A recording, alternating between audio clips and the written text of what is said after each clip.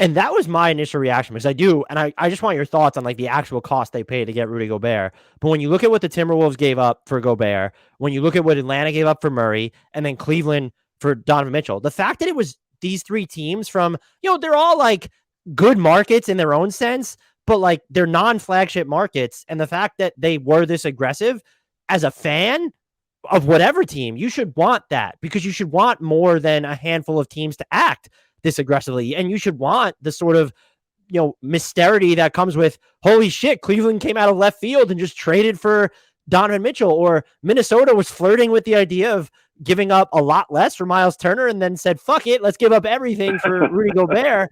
I want teams to, there's a conversation to be had about the opportunity cost and the fit, to be sure, but I'm a fan of teams going for it. Like, that's at the end of the day, I don't think you need to be championship or bust all the time, but the end game is to be one of the best teams in the league, contending for, if not winning, a title. And that's what the Timberwolves were angling for with this move. And I think regardless of how you feel about the fit, there's at least a pathway to that happening now that didn't exist before this trade happened.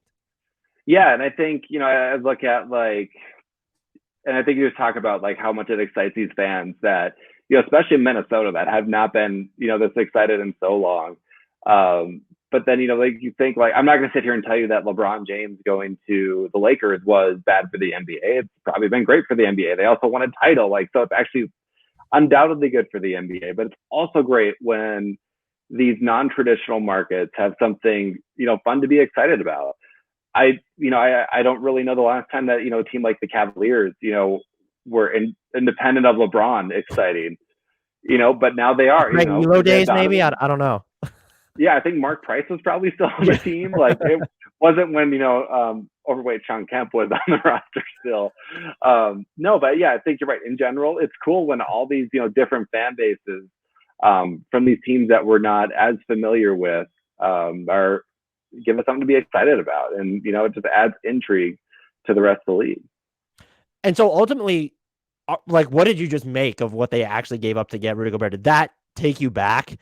Or were you taken aback at all when you first saw the report? And even now, we're 2+ months later or whatever it is that you had time to digest it. Is it still what are just your impressions of how much the opportunity cost of making this happen? Yeah. So, this is definitely just about all the pieces they can give for now. So I know my initial reaction to the Timberwolves are acquiring, Rudy Gobert. It's like, holy shit, what? This team doesn't do that. The Jimmy Butler trade might have been the previous biggest trade. And, before that, I don't know. This is not a team that does this sort of thing.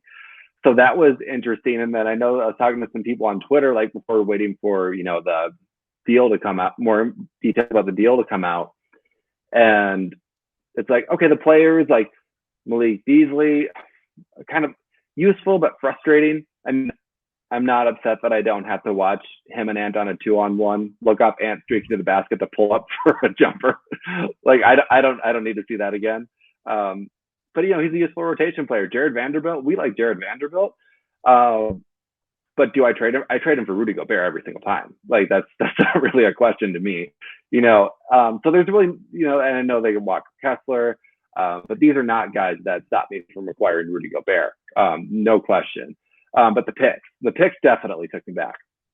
That was a hard one to deal with at first. And I looked at it, I think, like I said earlier, is Rudy Gobert going to be in the league in 2029? That's, he's in good health, knock on wood. But there's no guarantee he's in the league in 2029. Cat will be, at the end of his prime, by the time that pick conveys. And, how are you going to be able to supplement the talent on this roster? But then I kind of look at it, and I think, what we talked about earlier, how awesome is that, they went all in to get better, to raise the ceiling on this team, even if, they probably don't win a championship. It's very unlikely, but, winning a playoff series, that is a notable deal for this franchise. Winning 2 would be huge.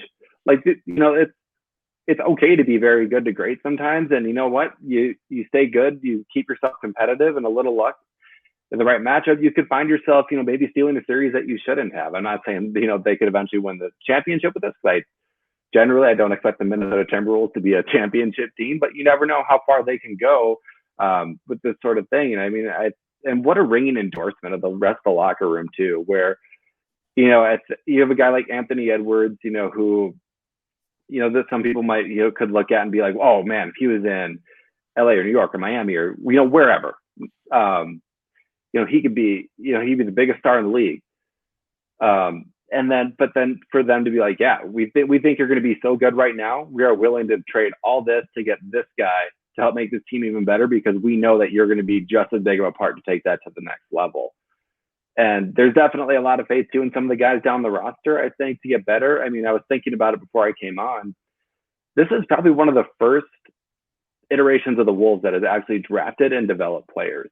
Guys like Naz Reid and Jordan McLaughlin and Jalen Noel, like these are all guys that have been here 4 or 5 years at this point. There have been stretches of time I've been covering this team alone where 4 to 5 years have passed and there would be one guy from the start of that period of time that was still on the roster. I mean, there's been so much turnover in this franchise that, I think that if they were ever going to make a deal like this, it makes sense for them to do it now because they have developed and drafted so well for the first time in their franchise. And at some point, I guess you got to take your shot. And I think there's definitely some upside to this. It's not all championship or bust, I think, but there's definitely a chance that this really pays off for them. I think it was also sort of indicative of just like that's the cost it is to bring in stars now. We saw it with Donovan Mitchell because free agencies, there's not the same type of movement. And as you mentioned, I would just echo, you didn't give up any core players. And so that's why the draft pick equity is so obscene, if you want to call it that. Like you didn't have to give up Anthony Edwards or Karl-Anthony Towns. You didn't even have to give up Jaden McDaniels. Like you paid the premium to keep these guys and get Rudy Gobert.